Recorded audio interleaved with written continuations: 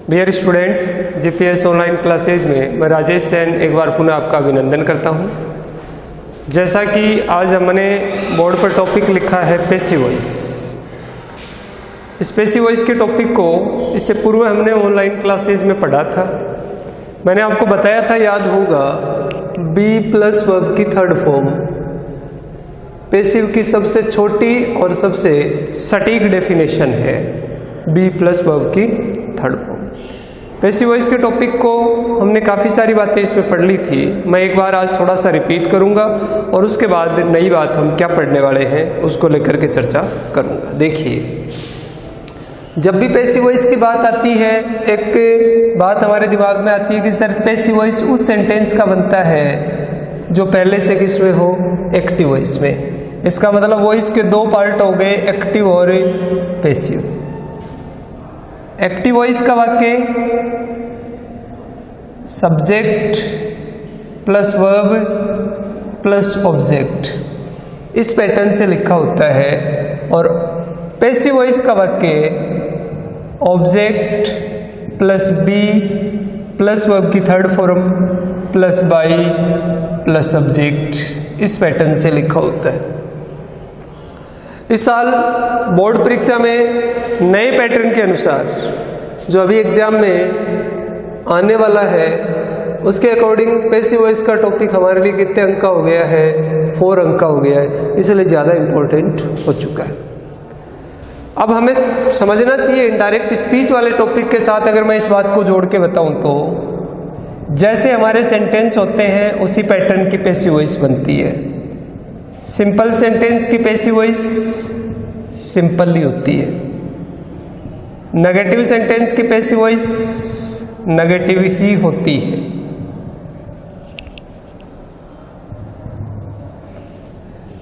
Interrogative sentence की passive voice interrogative ही होती है।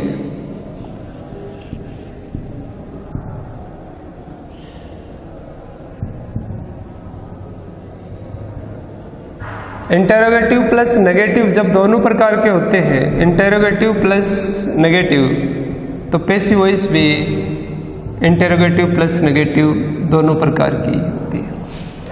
इस तरह से हमारे नॉर्मली जब टेंस के साथ हम पढ़ते हैं तो 4 प्रकार के सेंटेंस हमें मिलते हैं, उनकी उसी प्रकार की पैसिव वॉइस बन जाती है। फिर हमारे इंपेरेटिव सेंटेंस आते हैं। इंपेरेटिव सेंटेंस में हमें अलग अलग प्रकार की पैसिव वॉइस के लिए अलग अलग प्रकार के रूल्स पढ़ने पड़ते हैं। तो मैं यहाँ लिख देता हूँ, इंपेरेटिव सेंटेंस के लिए डिफरेंट रूल्स के अकॉर्डिंग हमें पैसिव वॉइस को पढ़ना पड़ता है। फिर कुछ पैसिव वॉइस इनसे अलग भी होती हैं जिनको हमें अदर रूल्स के साथ भी पढ़ना होता है। ये कुछ बातें मैंने आपको पहले भी बताई थी जिनको आज मैंने एक बार पुनः रिपीट किया है। सिंपल सेंटेंस है, पैसिव वॉइस सिंपल बनेगी। इंटेरोगेटिव है, इंटेरोगेटिव बनेगी। नेगेटिव है, नेगेटिव बनेगी। पैसिव वॉइस में मीनिंग चेंज नहीं होता, सेंटेंस की ग्रामेटिकल फॉर्मेशन चेंज हो जाती है, ये आपको पता रहना चाहिए। इसके अतिरिक्त आपको याद होगा, मैंने आपको एक टेंस चार्ट के माध्यम से भी पैसिव वॉइस को बताया था। अगर एक्टिव वॉइस में पहला टेंस सिंपल प्रेजेंट टेंस है तो उसकी पैसिव वॉइस में हम लोग जो भी ऑब्जेक्ट जिसको हम सब्जेक्ट बनाने जा रहे हैं उस ऑब्जेक्ट से बनाए गए सब्जेक्ट के according is am are plus verb की थर्ड फॉर्म का यूज हमें करना होता है। सेकंड हमारा टेंस है कौन सा, प्रेजेंट कॉन्टिन्यूअस।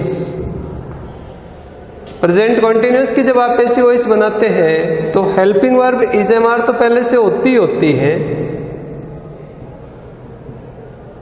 उन इज एम आर के साथ बीइंग प्लस वर्ब की थर्ड फॉर्म का यूज हमें करना होता है। ओके, थर्ड आपका टेंस है प्रेजेंट परफेक्ट टेंस। इस प्रेजेंट परफेक्ट टेंस में हेल्पिंग वर्ब हैज और हैव तो पहले से होती है। इसी हैज और हैव के साथ आपको बीन प्लस वर्ब की थर्ड फॉर्म का यूज करना होता है। फिर according to syllabus present perfect continuous की पैसिव वॉइस नहीं बनती। फिर हमारा टेंस आ जाता है simple past. Simple past tense के वाक्यों की पैसिव वॉइस बनाते समय जिस ऑब्जेक्ट को हम सब्जेक्ट में कन्वर्ट करते हैं उस ऑब्जेक्ट के according was verb plus verb की थर्ड फॉर्म का यूज हमें करना होता है। फिर पांचवा हमारा टेंस आता है पास्ट कॉन्टिन्यूअस। इस पास्ट कॉन्टिन्यूअस के वाक्यों में हेल्पिंग वर्ब वॉज और वर ये तो पहले से पाई जाती हैं। आपको पैसिव बनाते समय बीइंग प्लस वर्ब की थर्ड फॉर्म का यूज करना होता है। पास्ट का थर्ड टेंस है पास्ट परफेक्ट टेंस। इसकी पैसिव वॉइस बनाने के लिए दी गई हेल्पिंग वर्ब हैड के साथ बीन प्लस वर्ब की थर्ड फॉर्म का यूज करना होता है। हमारे सिलेबस में लिखा हुआ है कि पास्ट परफेक्ट कंटिन्यूअस टेंस के वाक्यों का पैसिव वॉइस नहीं बनता। ऐसी स्थिति में हम अगले टेंस में चले जाते हैं, किसमें? सिंपल फ्यूचर में। सिंपल फ्यूचर में जो दो हेल्पिंग वर्ब आप लोग पढ़ के आते हो सेल और विल, उस सेल और विल के साथ पैसिव वॉइस बनाते समय बी प्लस वर्ब की थर्ड फॉर्म का यूज किया जाता है। फिर फ्यूचर कंटिन्यूअस का पैसिव वॉइस नहीं बनता। फ्यूचर का थर्ड टेंस होता है फ्यूचर परफेक्ट, और फ्यूचर परफेक्ट में आप दो हेल्पिंग वर्ब पढ़ते हो शैल हैव और विल हैव, और पैसिव वॉइस बनाते समय आपको इन्हीं दोनों के साथ बीन का यूज और करना होता है। सेल हैव बीन और विल हैव बीन। हर परफेक्ट टेंस में वर्ब की थर्ड फॉर्म तो आती है, इसलिए फ्यूचर परफेक्ट टेंस में भी पैसिव वॉइस में थर्ड फॉर्म ही आएगी। ये तो हमारे 12 टेंस में से 8 टेंस हैं जिनकी पैसिव वॉइस संभव होती है, बनाई जा सकती है, उनकी बात मैंने की। इसके अतिरिक्त हमारे मॉडल है कैन, मे, सेल विल को मैंने वहां लिख दिया, दो को छोड़ देता हूं एक बार। Should, would, may, sorry should would के अतिरिक्त हमारा मॉडल बच गया कैन का पास्ट कुड और मे का पास्ट माइट। फिर हमारे दो मॉडल और बचते हैं जो नेगेटिव में यूज होते हैं, डेयर नॉट और नीड नॉट। एक मॉडल आपका बचा हुआ है मस्ट, ought to और used to। इन तमाम मॉडल्स को अगर पैसिव में कन्वर्ट करना पड़े तो दिए गए मॉडल्स के साथ बी प्लस वर्ब की थर्ड फॉर्म का यूज हमें करना होता है।